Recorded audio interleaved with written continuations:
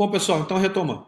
Vimos análise pelas comissões, agora prosseguindo no exame do processo legislativo. Analisado pelas comissões, não sendo caso de parecer terminativo, não sendo caso de encerramento do processo legislativo, deve agora o projeto de lei ser submetido à deliberação plenária, à discussão plenária. É a fase dos debates em plenário.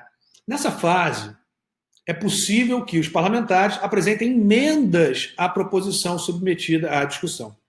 Importante destacar também que as emendas podem ser apresentadas na comissão. Mas como são as mesmas emendas, a gente vai analisar agora, quando examinarmos a discussão ou deliberação plenária. Tá? Então, submetido o projeto à deliberação plenária, submetida a proposição legislativa à deliberação plenária, é possível a apresentação de emendas parlamentares ao projeto examinado, ao projeto analisado. É o que a gente vai prosseguir estudando agora. Então, a discussão é a fase dos trabalhos destinados ao debate em plenário. Encerrada a apreciação pelas comissões, da matéria sujeita à deliberação do plenário, a proposição será enviada à mesa e aguardará inclusão na ordem do dia. Então, encerrada a apreciação pelas comissões, ela é submetida à deliberação plenária. Poderão ser apresentados, como eu falei, poderão ser apresentados em plenário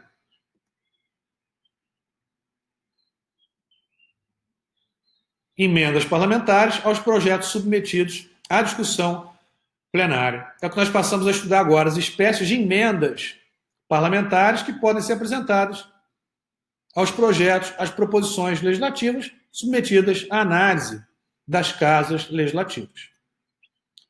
Emenda, aqui é emenda parlamentar à proposição, tá? Emenda é a proposição apresentada como acessório de outra proposição. Acessório de uma proposta de emenda à Constituição. Então, veja, uma emenda à PEC. Uma emenda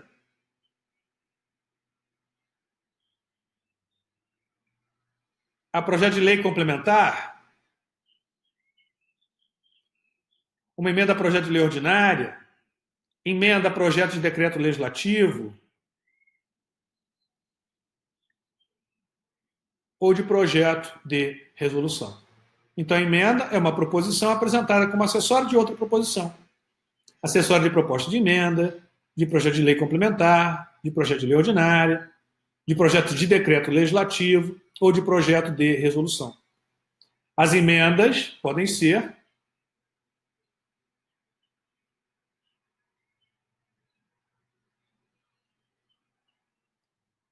supressivas, aglutinativas, substitutivas, modificativas, aditivas, subemenda ou emenda de redação.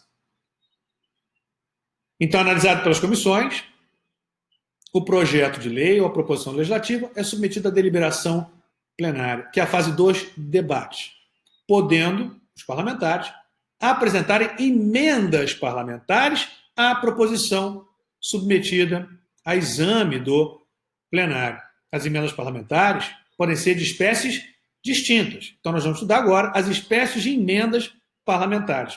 Retomando. Emenda supressiva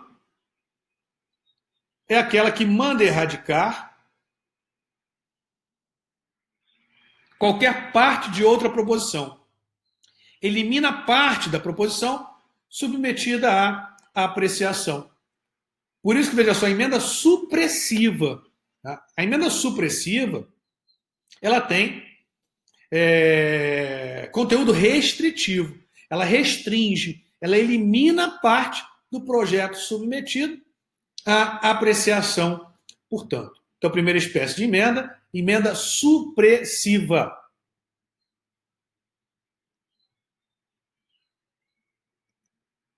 Segunda espécie, emenda aglutinativa. Emenda aglutinativa é a que decorre da fusão de outras emendas. Por isso, aglutinar. Ou destas com o texto da respectiva proposição legislativa, por transação, acordo que tende à aproximação dos respectivos objetos. Então pode acontecer da emenda, veja só, ser similar ao projeto. Então o que você faz? Você tenta aproximar a redação dada no projeto com a redação da emenda. Então você faz aqui uma transação, um acordo, para aproximar, para chegar a um denominador comum, por isso aglutinativa. Então as emendas aglutinativas podem decorrer dessa fusão entre uma emenda parlamentar e o projeto originário, ou ainda entre emendas parlamentares. Com isso, você dá mais efetividade ao processo legislativo. Mais efetividade, pois você permite que o resultado do processo legislativo ele seja um resultado fruto de concordância. Concordância tanto de quem apresentou o projeto, como dos parlamentares que apresentaram emendas. A tendência, claro, né, é que você tenha, eventualmente, em caso de aprovação, uma lei melhor. Então, a emenda aglutinativa, ela busca essa fusão, tá, com o projeto originário ou com outras emendas parlamentares ao projeto originário, portanto. Porque o tema, sendo um, né, você pode tratar da maneira A, da maneira B. Então, vamos chegar a um denominador comum, vamos obter aqui o melhor resultado. Então, você pode ter aqui uma emenda aglutinativa, que, como eu disse, decorre dessa fusão. Então, voltando lá, emenda aglutinativa, como dito, é a que decorre da fusão de outras emendas ou destas com o texto da respectiva proposição legislativa. Por transação, olha só. Acordo que tende à aproximação dos respectivos objetos. E se você tende a essa aproximação, muito provavelmente, né, não necessariamente, você vai ter um resultado melhor. Vai ter um resultado fruto desse acordo, dessa transação, que aproximou os objetos, tanto do projeto originário como das emendas parlamentares. Emenda substitutiva é apresentada como sucedânea, substituto à parte de outra proposição. Por isso o nome. Substitutiva. Então ela é substituto à parte de outra proposição. Denomina-se substitutivo quando alterar, veja, alteração pode ser, muito cuidado, hein? Substancial ou formal. Então, quando alterar, substancial ou formalmente em seu conjunto. Considerando-se formal alteração que tenha por escopo apenas o aperfeiçoamento da técnica legislativa sem mudança substancial. Então, muita atenção, pois a emenda substitutiva ela pode ser tanto material como formal. A formal visa aperfeiçoar a técnica legislativa e a material alterar substancialmente a proposição submetida à deliberação plenária. Então você vai substituir, vai alterar o sentido, vai alterar substancialmente. Já a formal, para mera adequação, correção de técnica legislativa. Retomando.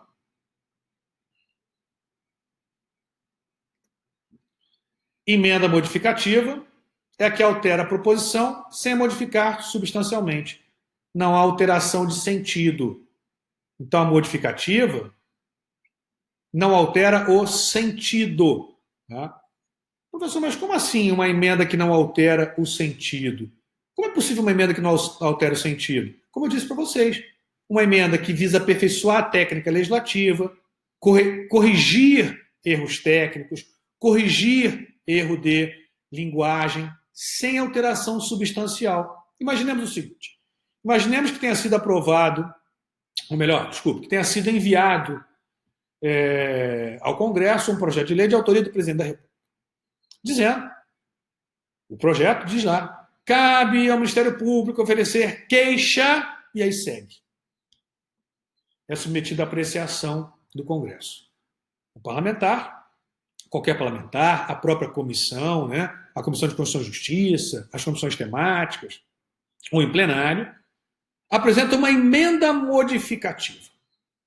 Para modificar, alterar a expressão queixa pela expressão denúncia. Por quê? Porque queixa está tecnicamente errado. Então, o Ministério Público não vai apresentar queixa-crime, mas sim denúncia. Então, veja que você tem um erro técnico aqui.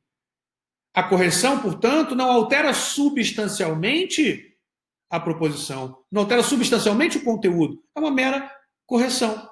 Então, veja, cabe ao Ministério Público apresentar queixa nos crimes X. Você corrige. Cabe ao Ministério Público apresentar denúncia nos crimes X. Alterou substancialmente a proposição legislativa? Alterou substancialmente o projeto de lei? Não. Foi uma mera correção de erro técnico jurídico, de aperfeiçoamento da técnica legislativa. Pode ser também uma mera correção de erro de linguagem, sem alteração substancial. Imaginemos que você tenha lá um projeto, por exemplo, de autoria do Tiririca. Ele apresenta um projeto de lei dizendo lá, pusquê. É do Tiririca, então diz pusquê. Aí é apresentada uma emenda ao projeto de lei de autoria do Tiririca para alterar a expressão pusquê para porquê. Correção, portanto, de erro de linguagem.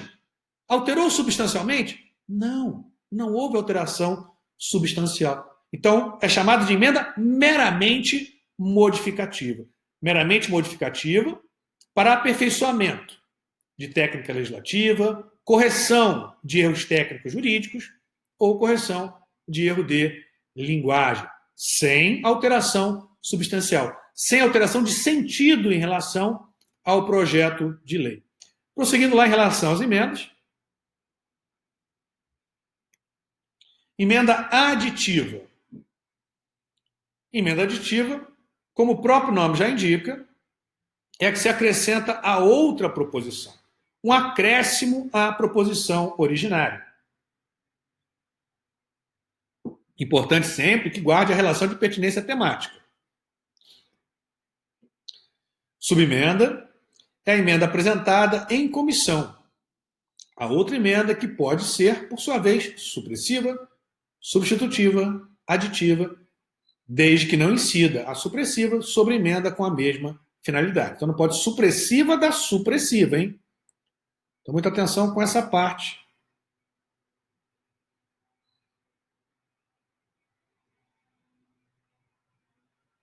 Final.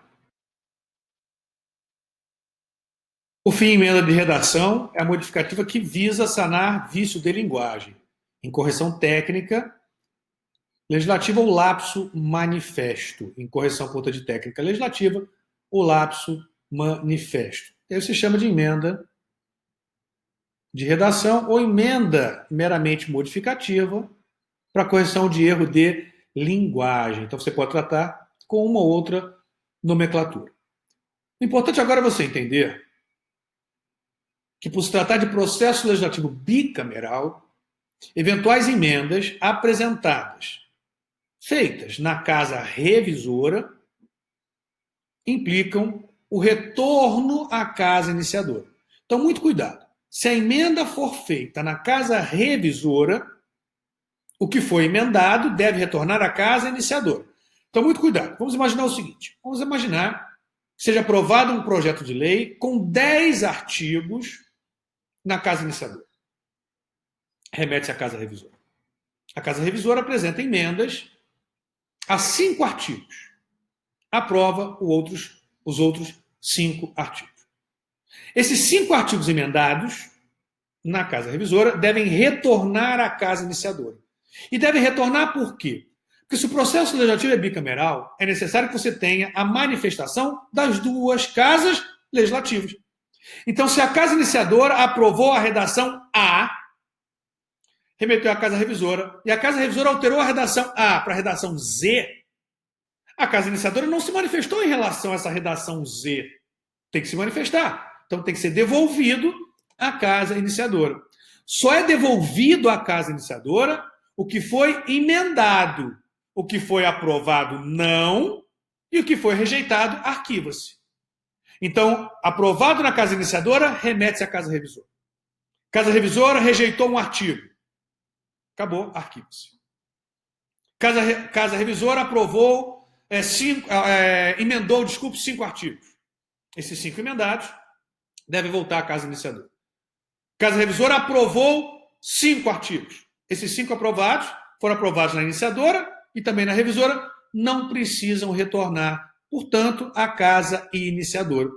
Vão aguardar a manifestação da casa iniciadora em relação às emendas que retornaram. Se essas emendas forem rejeitadas, arquiva-se.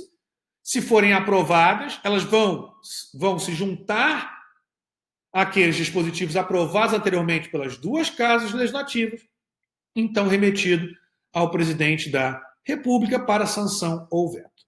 Mas retornando especificamente às emendas apresentadas na Casa Revisora. Como eu disse, sendo processo legislativo bicameral, apresentada uma emenda na Casa Revisora, deve retornar à Casa Iniciadora, pois só pode seguir ao presidente da República aquele projeto com redação em relação a todos os dispositivos que tenha sido aprovado nas 2 casas legislativas. Segue-se apenas a sanção quando for aprovado pelas 2 casas legislativas. Tá? Então, se foi emendado na revisora, não foi aprovado na revisora. Tem que retornar à casa iniciadora. A Constituição dispõe dessa forma. Olha o artigo 65, caput e parágrafo único da Constituição. Diz lá, 65, caput. O projeto de lei aprovado por uma casa será revisto pela outra, em um só turno de discussão e votação, e enviado a sanção ou promulgação se a casa revisora o aprovar, ou arquivado se rejeitar. Então, aprovado na iniciadora, remete-se à revisora. Revisora rejeita, arquivo. Acabou. Revisora aprova, envia-se ao presidente para sanção ou veto, a gente vai ver já. Casa revisora emenda o projeto, parágrafo único. Sendo o projeto emendado pela casa revisora, voltará à casa iniciadora. Então, sendo o projeto emendado pela casa revisora, deve voltar à casa iniciadora. Agora você tem que tomar um cuidado muito grande. Por quê? Porque o STF tem entendido, e a meu ver, corretamente, que somente retorna à casa iniciadora quando houver mudança substancial em relação ao projeto que foi aprovado na casa iniciadora. Portanto, quando se tratar de emenda meramente formal, modificativa para correção de erro de linguagem ou técnico-jurídico, não é necessário que se remeta novamente à casa iniciadora, porque não houve alteração substancial. Então, muito cuidado. Nem todas as emendas feitas na casa revisora implicam em retorno à casa iniciadora. Apenas quando houver alteração substancial, seja aditiva, seja aglutinativa, seja supressiva, desde que tenha modificação substancial. Se não houver mudança de sentido, se não houver mudança substancial, não é necessário que a casa revisora devolva o projeto emendado à casa iniciadora. Pode seguir direto ao presidente da República para sanção ou veto e não haverá qualquer inconstitucionalidade. Vamos dar uma olhada como o STF dispõe em relação a isso? Como dito, quando se tratar de processo legislativo bicameral, sujeito a exame pelas 2 casas legislativas, não há supremacia da vontade de uma casa em relação à outra. Em outros termos, a vontade da casa iniciadora não prevalece sobre a vontade da casa revisora. Queremos dizer com isso que o projeto de lei somente será considerado aprovado e, consequentemente, enviado ao presidente da República para sanção ou veto, havendo anuência das 2 casas legislativas.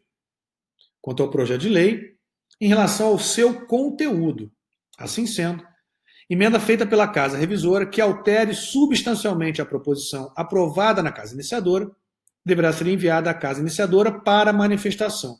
Sendo rejeitada por esta, arquiva-se. Se aprovado, aprovação pelas 2 casas, envia-se ao presidente da República para sanção ou veto. Como eu disse, não é outra a regra estabelecida na própria Constituição. Veja agora, decisão do STF, anote aí, ADI 2238, ADI 2238, e a DI 2182. Então, a DI 2238 e a DI 2182. 2238, relator, ministro Aires Brito, ex-ministro do STF, e a DI 2182, relatoria, ministra Carmen Lúcia. Olha o que diz lá na decisão. O parágrafo único do artigo 65 da Constituição só determina o retorno do projeto de lei à Casa Iniciadora se a emenda parlamentar introduzida acarretar modificação no sentido da proposição jurídica, da proposição legislativa. Então, só há necessidade de retorno à Casa Iniciadora quando ocorrer alteração substancial. Se não ocorrer alteração substancial, não há necessidade de remeter novamente à apreciação da Casa Iniciadora, pois o conteúdo é o mesmo. Você teve uma mera correção de erro técnico, de erro de linguagem, de aperfeiçoamento da técnica legislativa, mas sem mudança de sentido. Então, se não mudou o sentido, substancialmente, você tem o mesmo ato aprovado na Câmara, aprovado no Senado. Aprovado, portanto, nas duas casas legislativas, remete-se ao presidente da República. Então, rejeitado em qualquer das casas, arquiva-se. Emendado na revisora, sendo emenda substancial, que altere substancialmente, volta ao iniciador. Não sendo alteração substancial, alteração meramente formal, segue ao presidente para sanção ou veto, como disse. Prosseguindo no processo legislativo, encerrada a etapa de discussões, dos debates, a proposição, o projeto de lei ordinária, no nosso caso, será submetida à votação e aprovado se obtiver o quórum exigido para a aprovação da proposição. No caso de projeto de lei ordinária, o código de aprovação é de maioria simples. A gente vai falar um pouco de código de aprovação adiante. A votação completa o turno regimental da discussão. A votação das matérias com a discussão encerrada, das que se acharem sobre a mesa, será realizada em qualquer sessão, imediatamente após a discussão, se houver número, após as providências que trata o artigo 179 do Regimento Interno da Câmara dos Deputados, caso a proposição tenha sido emendada na discussão, o deputado poderá escusar-se de tomar parte na votação, registrando simplesmente a abstenção. Só se interromperá a votação de uma proposição por falta de quórum. Quando esgotado o período da sessão, ficará esta automaticamente prorrogada pelo tempo necessário à conclusão da votação, nos termos do parágrafo 2º do artigo 72 do Regimento Interno. Bom, então nós vimos, encerrada a fase de debate, de deliberação, de discussão, deverá ser o projeto submetido à votação. Nesse momento, é muito importante nós diferenciarmos as espécies de quórums constitucionais. Quórum de iniciativa, quórum de apresentação, quórum de aprovação. É o que a gente vai fazer no próximo bloco. A gente já volta.